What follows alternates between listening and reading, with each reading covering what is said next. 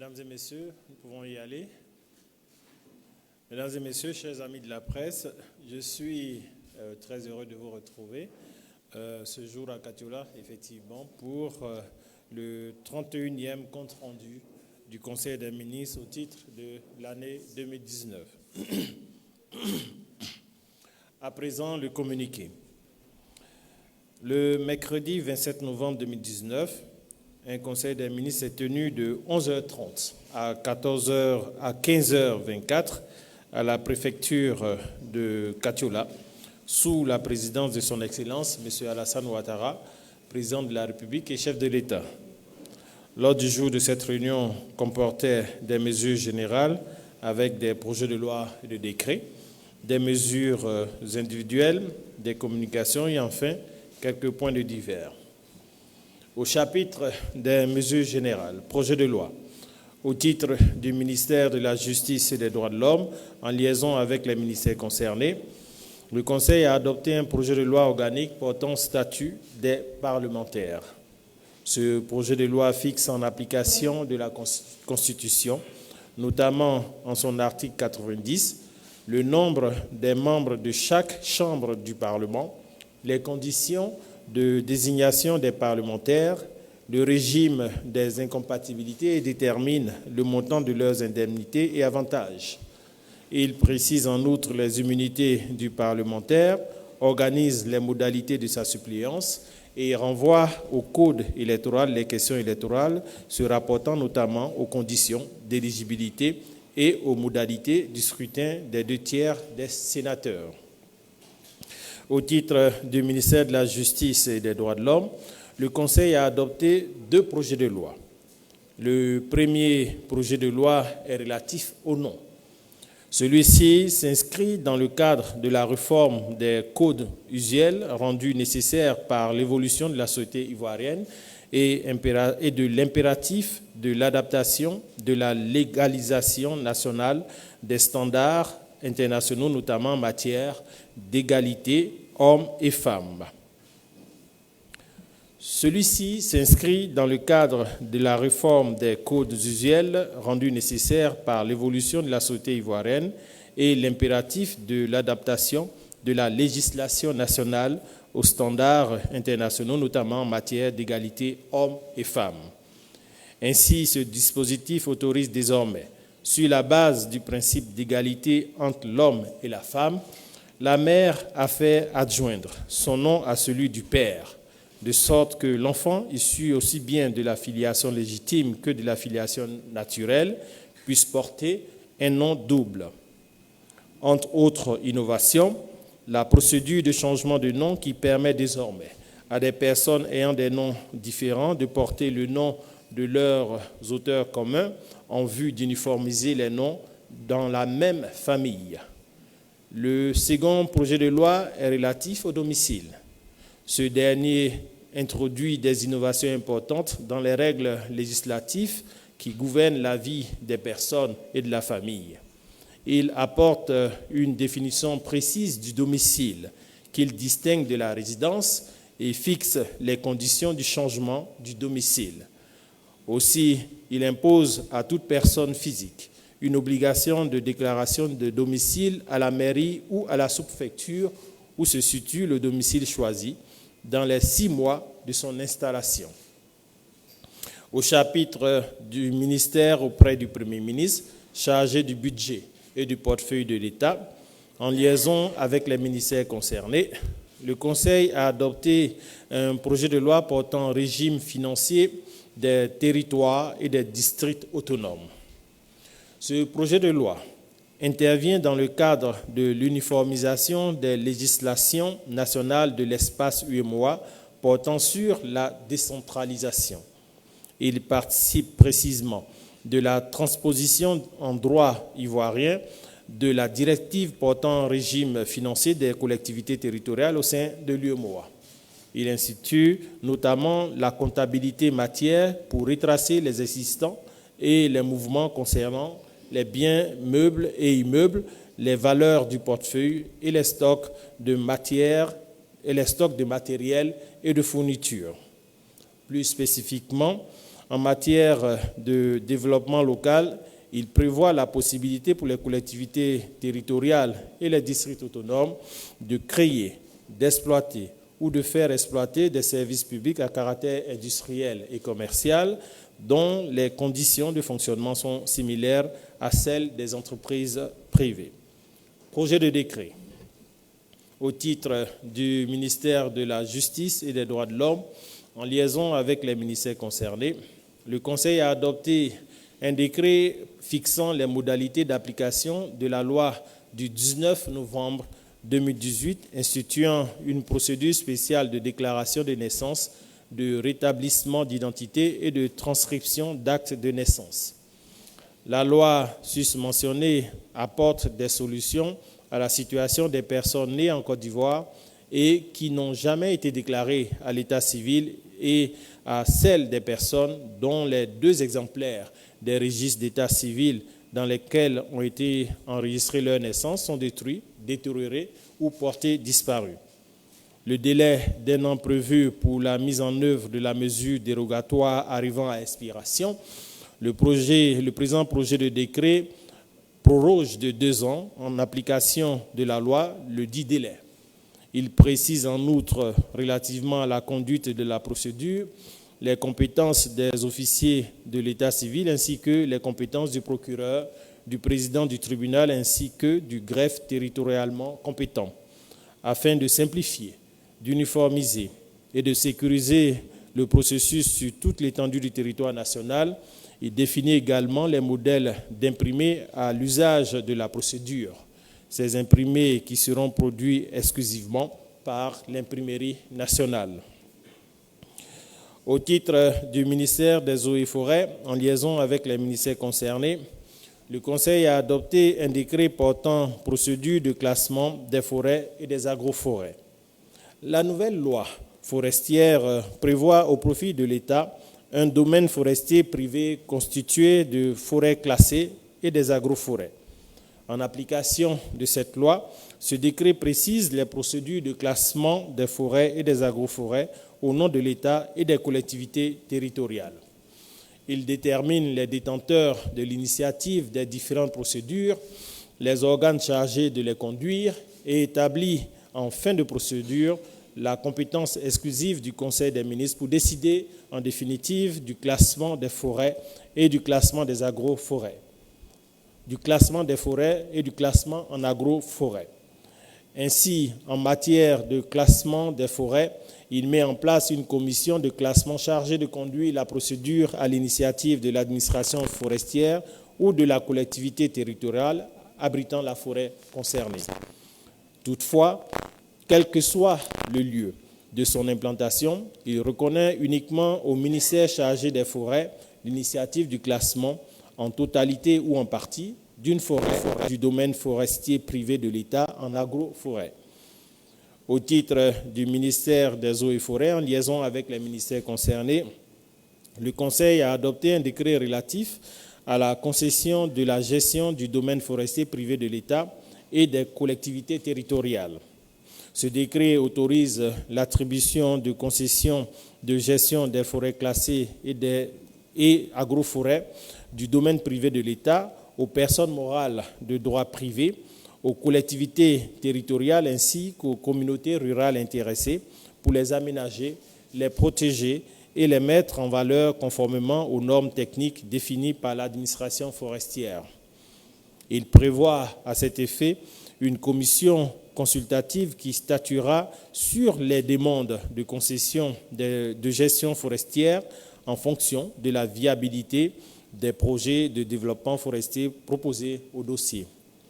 Au titre du ministère des Eaux et Forêts, en liaison avec les ministères concernés, le Conseil a adopté un décret portant modalités d'aménagement des agroforêts, d'exploitation des plantations agricoles et de commercialisation des produits agricoles dans les agroforêts. La nouvelle catégorie de forêts que constituent les agroforêts a été créée par le Code forestier en vue de concilier les objectifs de reconstitution des forêts avec les activités socio-économiques et agricoles. En application du Code forestier, Ce décret détermine deux types d'agroforêts, à savoir les agroforêts permanents et les agroforêts temporaires. Les agroforêts temporaires se distinguent par l'interdiction de réaliser des infrastructures et des aménagements sociaux. Les conventions de cession permettront de définir spécifiquement les conditions de l'exploitation et de la commercialisation des produits agricoles issus de ces agroforêts. Au titre du ministère des Eaux et Forêts, le Conseil a adopté un décret relatif à l'exploitation forestière dans le domaine forestier national. Ce décret vise à rationaliser les prélèvements de bois de façon à conduire au mieux la restauration en cours des écosystèmes et la conservation de la biodiversité.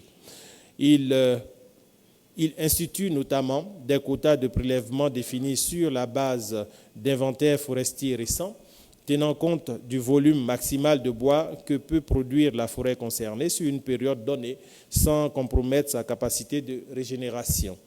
À cet effet, il attache l'exploitation forestière au respect des plans d'aménagement et des normes techniques définies par l'administration forestière.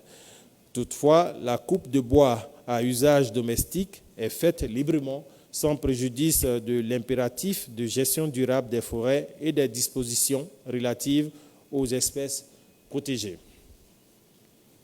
Au chapitre des mesures individuelles, au titre du ministère des Affaires étrangères, le Conseil a donné son accord en vue de la nomination de M.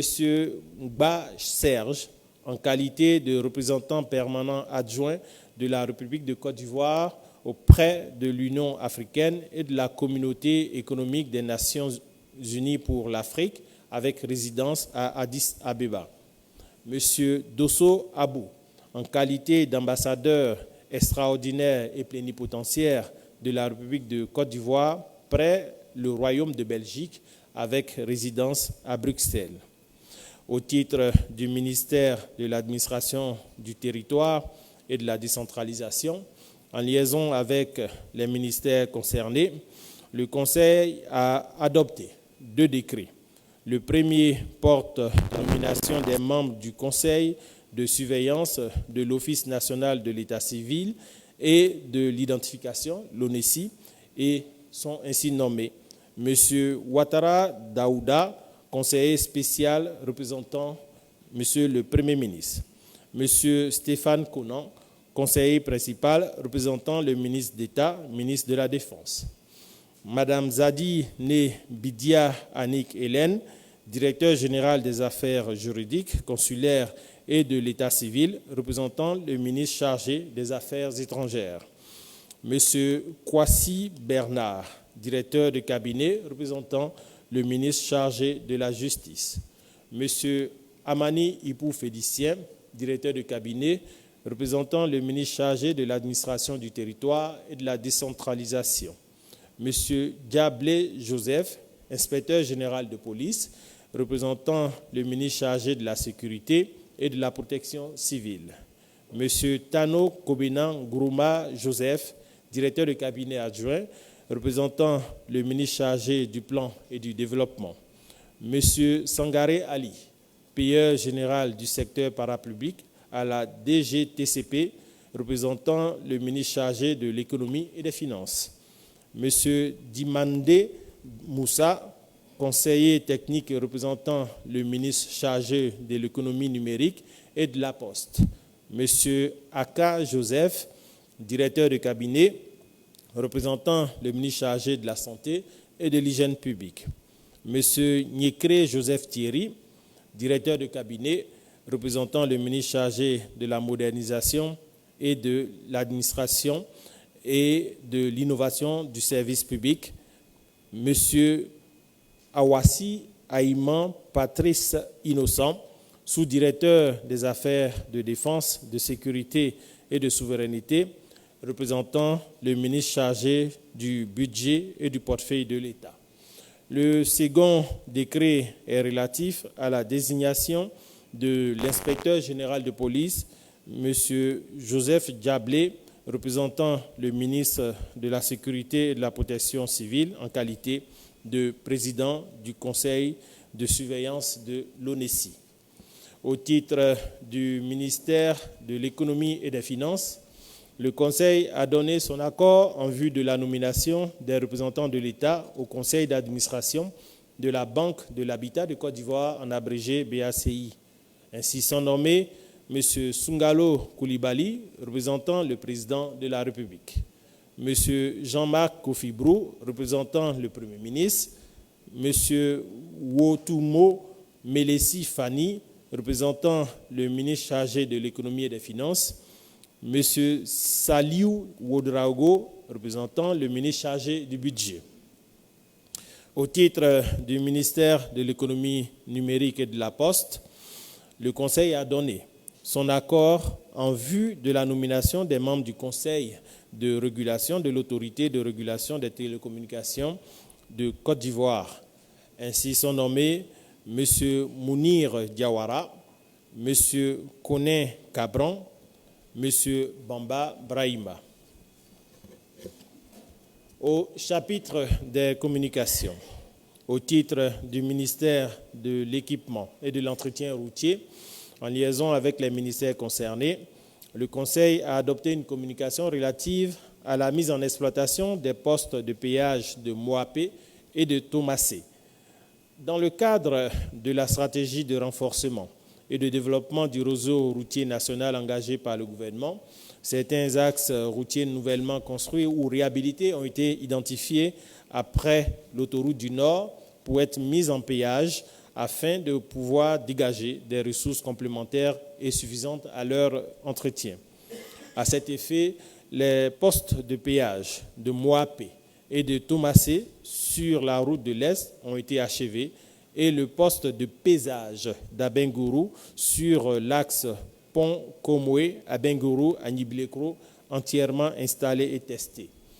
Aussi, le Conseil a entériné la date de mise en exploitation fixée au 15 décembre 2019 et a approuvé les tarifs consensuels arrêtés par l'ensemble des parties prenantes constituées par l'administration routière, l'administration du territoire, la chefferie traditionnelle, les associations de jeunes et de femmes, les syndicats des transporteurs et de conducteurs et les associations de consommateurs et de commerçants au cours d'un atelier organisé à Bengourou en juillet 2019. Ainsi, les tarifs de péage se présentent comme suit. Classe 1, 500 francs. Classe 2, 1500 francs. Classe 3, 2500 francs. Classe 4, 3500 francs.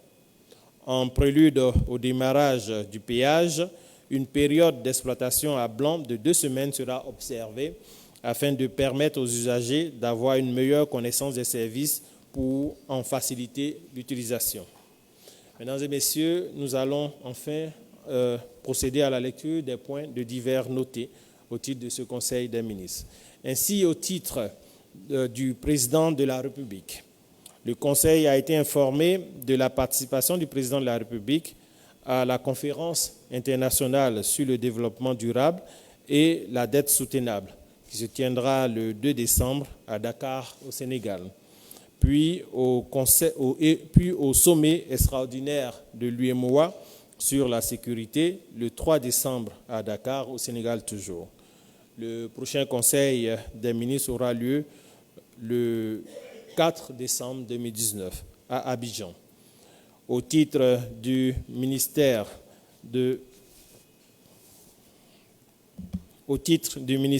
d'État, ministère de la Défense,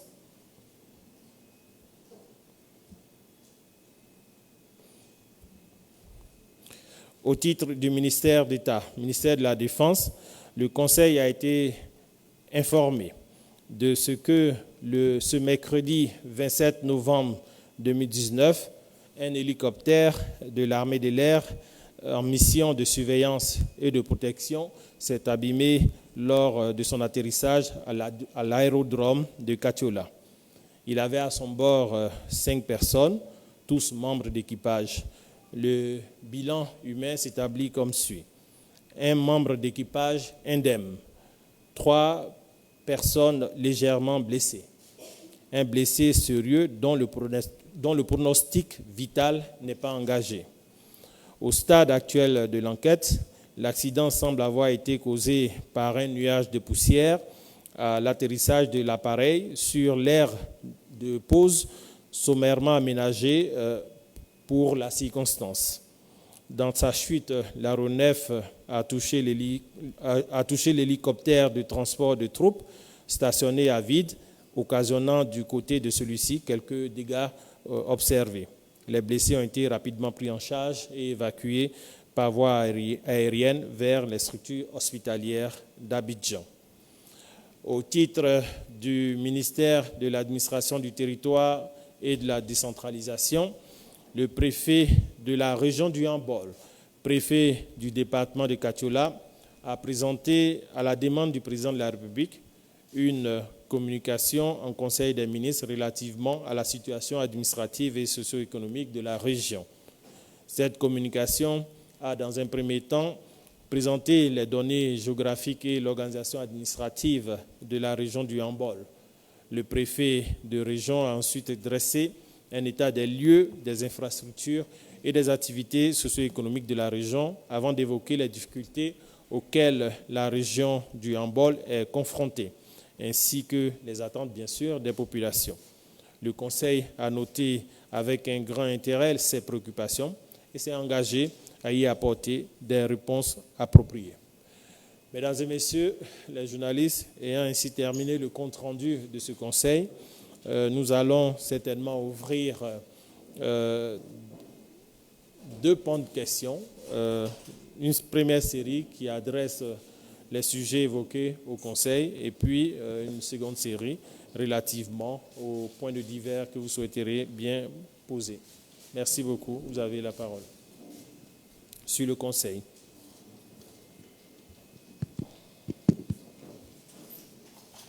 Monsieur le ministre, bonjour, je suis Adama Bakayoko de Radio Côte d'Ivoire. Tout à l'heure, vous nous avez parlé des 2 postes à péage sur la route de l'Est. Vous avez donné les 4 catégories. Est-ce qu'on pourrait avoir dans les détails les véhicules pris en charge par chaque catégorie? Un moment.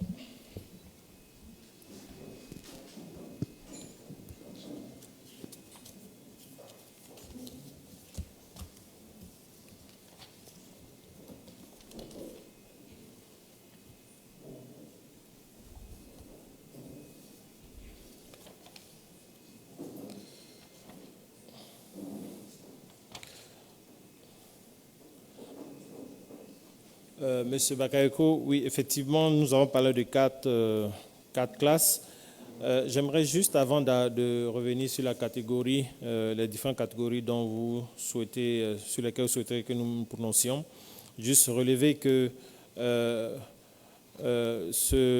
la mise en exploitation des postes de péage de Moapé et de Toumassé répondent tout de même à une démarche qui a été initiée depuis les années 2000 par la Côte d'Ivoire, qui a fait le choix de financer l'entretien de ces routes par des ressources issues de la parafiscalité. Et donc, de façon spécifique, la parafiscalité, qui est celle de la redevance à usage de route, est privilégiée de façon générale par les différents partenaires techniques et financiers. C'est ainsi que l'autoroute Abidjan-Yamoussoukro fait l'objet de péage. Le pont Henri Konan Bédié fait l'objet de péage. L'autoroute, bien sûr, dont nous venons de parler, qui passe par Moapé et Toumassé, fera l'objet de péage, sans oublier l'autoroute Abidjan-Bassam, pour lequel les travaux sont en train d'être réalisés, fera l'objet de péage. L'autoroute Tébissou-Boaké, pareil aussi. La route Agboville-Rubino-Séchi fera l'objet de péage, sans oublier les routes qui passeront par Ferké, Nassian et Kong. Donc, tout cela pour pallier à un déficit de financement que nos différentes ressources spécifiques, que sont la parafiscalité, carburant, vignettes, patentes, ne peuvent pas nous permettre de consolider.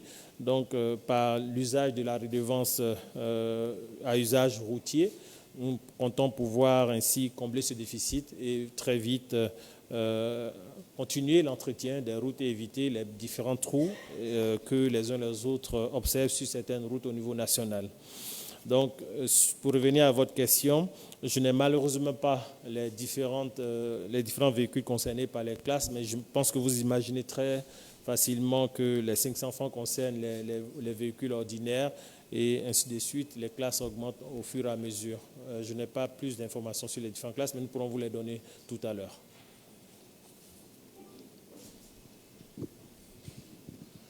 Bonjour, Monsieur le ministre. Oui, bonjour. Je suis Kofo, journaliste à l'Intelligence d'Abidjan.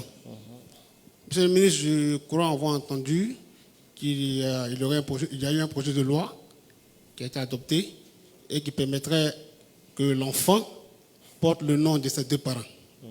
Vraiment, on aimerait bien que vous vous expliquiez un peu. Merci, Monsieur le ministre.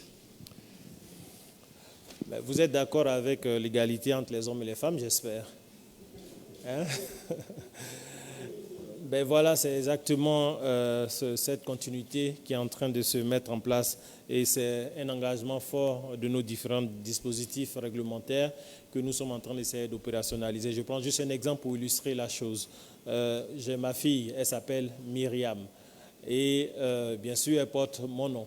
Il peut se trouver du point de vue de la loi, au vu de l'adoption de cette loi, elle pourra désormais, en plus d'avoir mon nom Touré, avoir aussi le nom de sa maman sur l'identité de ma fille. Ce qui est tout à fait légitime parce que vous avez souvent des situations, des familles où il n'y a que des enfants femmes qui sont de la famille.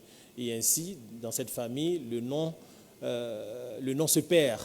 Et donc, c'est pour pouvoir véritablement régler ce problème d'équité que très vite, l'État de Côte d'Ivoire a trouvé nécessaire de pouvoir adresser cette problématique. Mais ce n'est pas tout, parce que l'essence de ce décret, de ce projet de loi, au-delà de ce que je viens d'adresser, permettra aussi aux enfants issus des mêmes auteurs, d'avoir, comme cela a été dit, de porter le même nom, et cela qu'il s'agisse d'une filiation légitime ou bien naturelle, je crois qu'on se comprend là-dessus. Ce projet de loi aussi permettra aux adoptants, s'ils désirent modifier les différents prénoms de nom et prénom de la personne adoptée, d'avoir bien sûr l'accord de cette personne adoptée s'il est âgé d'au moins 13 ans. Si cette personne est âgée d'au moins 13 ans. Ce projet de loi permettra enfin fera en sorte que la procédure de changement de nom qui permet à des personnes ayant des noms différents de porter le nom de leurs mêmes auteurs et de façon exclusive maintenant, parce que c'était une disposition transitoire dans l'ancienne loi. Maintenant, c'est une disposition qui est définitive.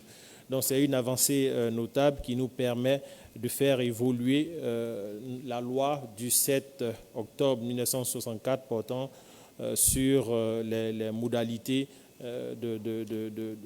portant sur le nom de façon globale. Voilà, merci beaucoup. Allez-y.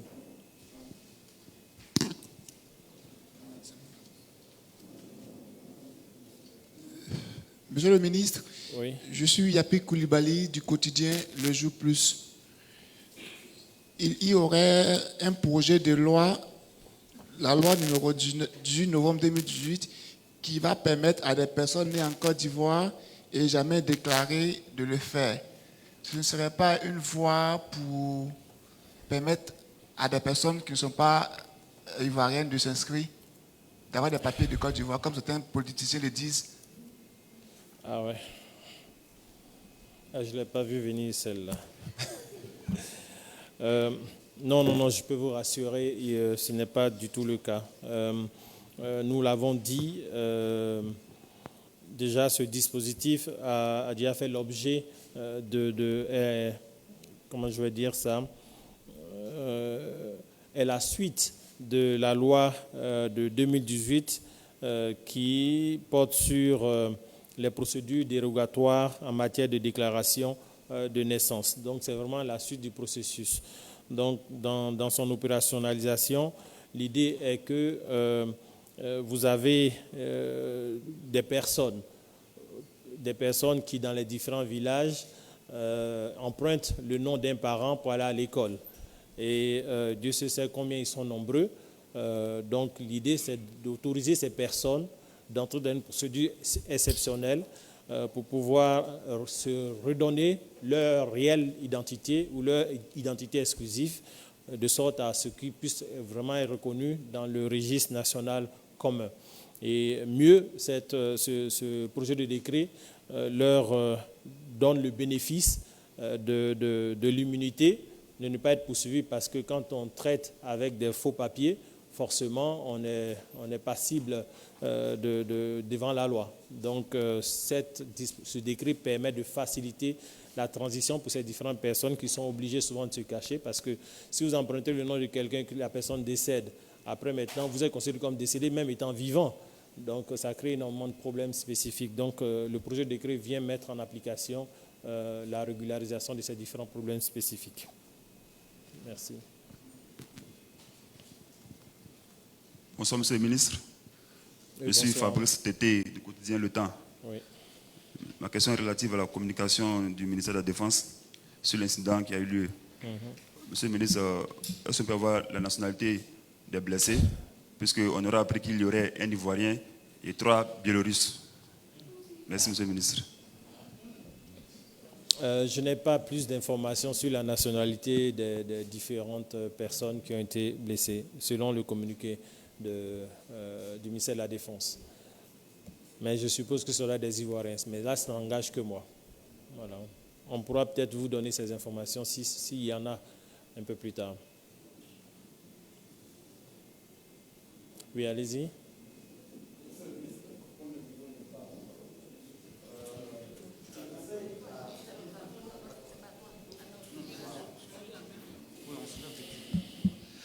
Bonjour, Monsieur le ministre. Oui, Ici, bonjour. en question de cette info. Le Conseil a ce jour désigné les représentants de l'État au sein du Conseil d'administration de la BACI, comme vous l'avez dit. Ma question, pourquoi maintenant?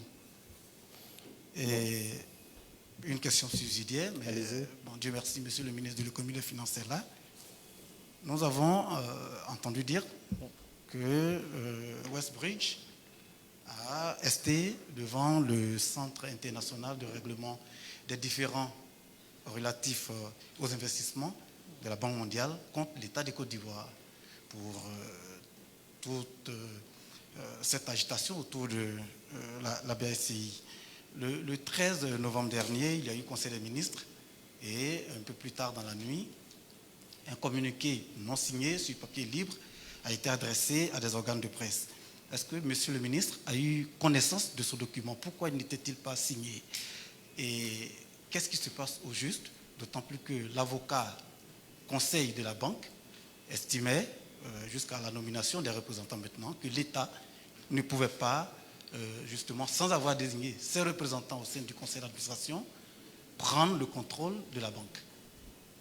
Parce qu'il y a des actionnaires privés, des personnes de droit privé. Qu'est-ce qui se passe? Parce que cette banque de 26 000 clients avec 9 344 soldats défraie l'actualité depuis quelque temps. Les Ivoiriens ont besoin d'être rassurés.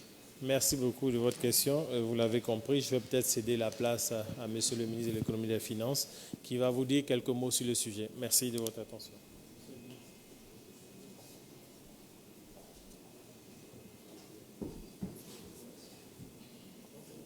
Mesdames et messieurs les journalistes, chers amis, effectivement, comme vous le savez, la BHCI fait face depuis quelques mois à des difficultés de trésorerie.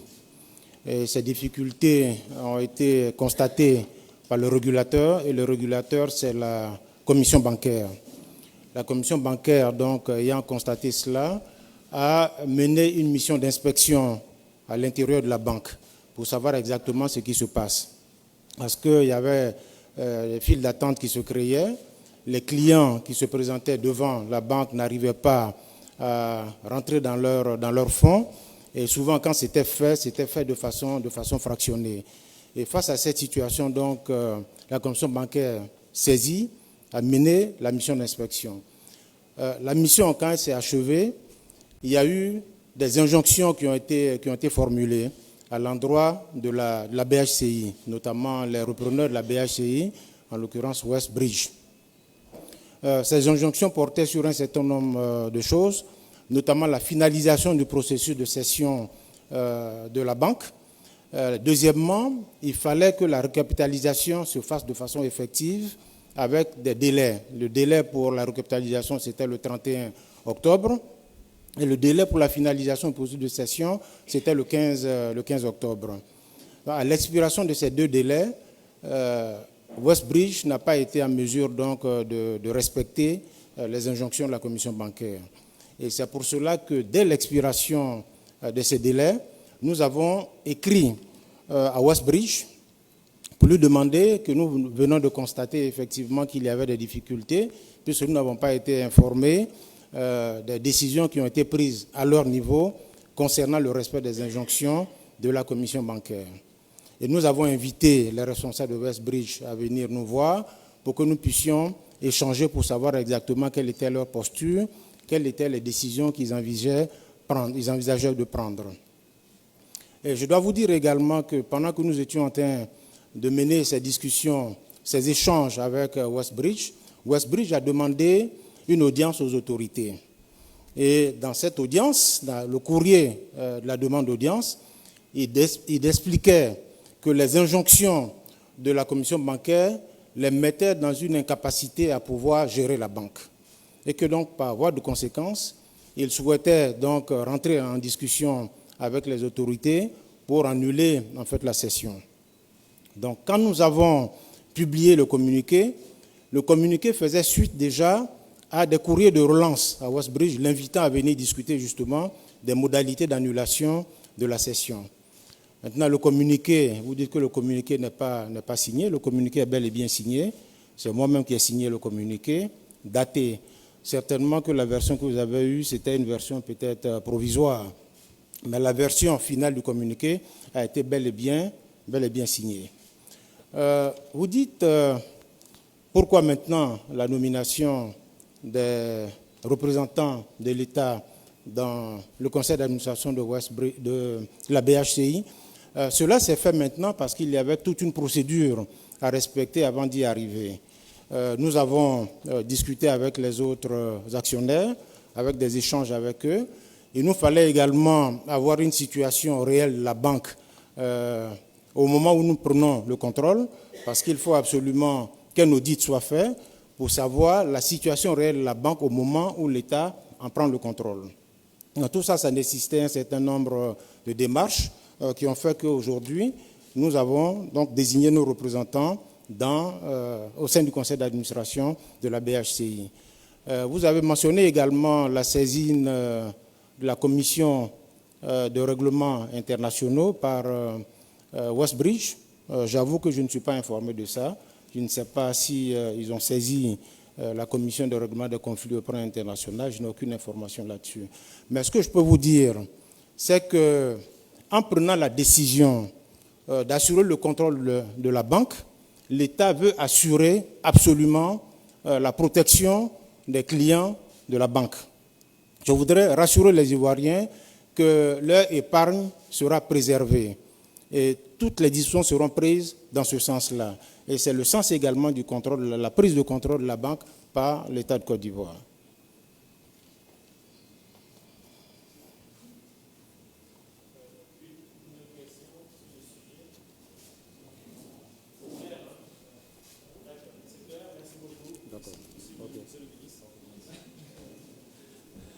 Donc le maître mot à retenir de tout cela, c'est que l'État de Côte d'Ivoire n'a qu'une seule ambition, veiller sur les intérêts de ses concitoyens, de tous les Ivoiriens ou ceux qui habitent en Côte d'Ivoire. Donc c'est un peu ça l'objectif de l'État de Côte d'Ivoire en prenant le contrôle. Donc que les uns les autres soient rassurés. Je vous l'avais dit d'ailleurs au cours d'une précédente déclaration sur le sujet. Mesdames et messieurs, sur le Conseil, y a-t-il d'autres questions? Non? Les questions diverses.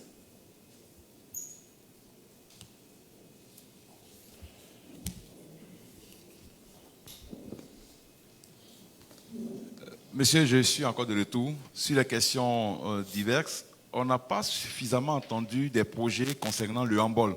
Je ne sais pas si c'est fait sciemment. Sinon, on a, pour ma part, en tout cas depuis notre présence, noté un véritable problème d'eau potable ici dans le handball. Les populations s'en plaignent. Il y a des périodes où l'accès devient très difficile. Une visite d'État est toujours une occasion très belle pour l'État de Côte d'Ivoire d'accélérer les initiatives d'investissement pour l'amélioration des conditions des populations de ces différentes localités visitées par le chef de l'État. Ceci a été le cas dans toutes les autres localités de Côte d'Ivoire et c'est aussi le cas dans le handball ici. Donc je pense même qu'au vu de la situation qui a été faite, le handball est la région qui a certainement eu le taux d'électrification le plus élevé du fait de tous ces différents travaux. Nous sommes partis d'environ 20%. Aujourd'hui, nous sommes à 20% en 2011 et nous sommes aux alentours de 80% aujourd'hui dans le handball en termes de taux d'électrification de cette localité. Et ainsi de suite. Dans tous les cas, durant tout le parcours de cette visite d'État, il vous sera fait la situation de tous les différents investissements qui ont été réalisés. Et le gouvernement, effectivement, a été informé, le président de la République a été informé de ces difficultés en matière d'eau potable dans la localité. J'aimerais juste relever que l'instruction a été donnée pour qu'il y ait une certaine accélération. Une situation a été faite. Il y a des pompes à motricité humaine qui sont en panne et qui sont en train d'être réparées. Et d'ailleurs, même le délai du 15 décembre a été annoncé pour permettre de régler la problématique de réparation de ces pompes à motricité humaine. Il a même été, au dire du ministre de l'Hydraulique, il est envisagé l'extension du réseau d'alimentation en eau potable pour près de 15 km pour pouvoir régler la problématique d'insuffisance dans la distribution de l'eau potable dans le handball, ainsi de suite. Et même, il est prévu au cours de cette visite d'État que le chef de l'État pose la première pierre de la construction d'un centre hospitalier régional. Donc autant d'initiatives qui viendront amenuiser les souffrances des populations et leur permettre de ressentir un mieux-être dans leur quotidien.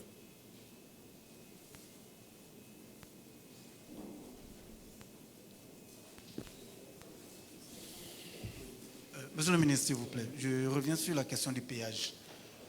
L'Est va avoir son péage. La route internationale, la A3, actuellement en chantier, celle qui part de Boaké à Ouangolo, il n'y aurait pas de péage prévu? Le principe est amené à se généraliser, c'est ce que je dis dans mon propos. Aucun État ne peut avoir suffisamment de ressources pour pouvoir financer l'entretien de son dispositif routier. Et c'est en moyenne près de 200 milliards de francs CFA dont nous avons besoin en moyenne par an pour pouvoir assurer l'entretien et le déploiement de notre infrastructure routière. Et en termes de ressources, l'État de Côte d'Ivoire mobilise ou met à disposition relativement la moitié de cette ressource. Donc il nous faut trouver la ressource par ailleurs. Ce n'est pas nouveau dans la sous-région. Si vous allez au Ghana, vous verrez que toutes les voies bitumées sont à péage, au Sénégal, ainsi de suite. Donc c'est un usage. Et d'ailleurs, c'est une disposition qui a été actée depuis 2000. Ça ne date pas d'aujourd'hui. Nous comptons juste accélérer pour le meilleur traitement et le meilleur confort des différents usagers de la route. Donc, pour répondre à votre question, toutes ces voies auront leur dispositif de péage. D'autres questions? Les questions diverses? Non? Mesdames et messieurs, merci et bon séjour dans le handball. Voilà.